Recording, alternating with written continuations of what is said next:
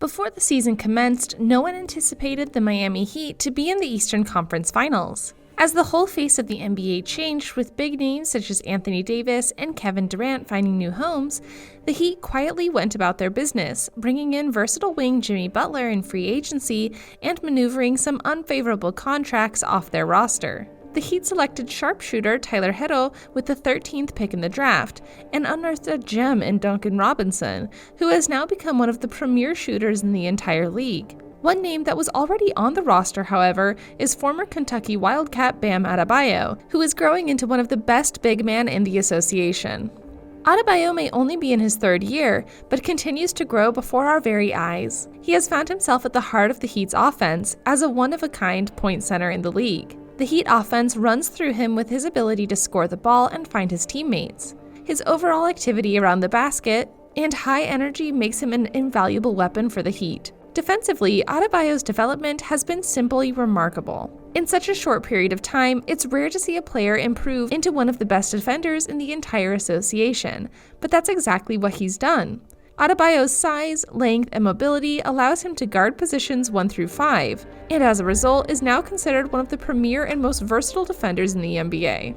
This season, Adebayo was a candidate for the NBA's Most Improved Player alongside Dallas Mavericks wonder kid Luka Doncic and New Orleans Pelicans' Brandon Ingram.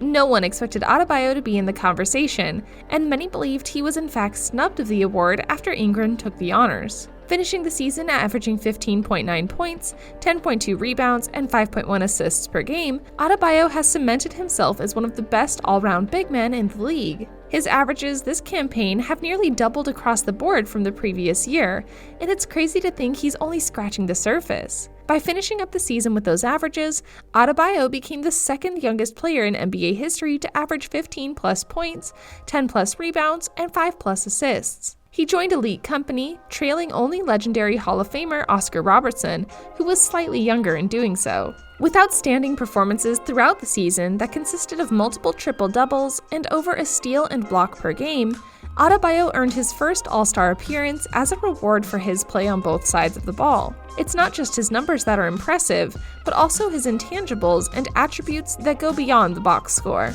His feel for the game, decision-making, and overall recognition of the moment makes him a foundational piece for the franchise. Forward Jimmy Butler has stated Adebayo is the heart and soul of the team, and has praised Adebayo for his leadership qualities that enable him to be an influential voice in the locker room.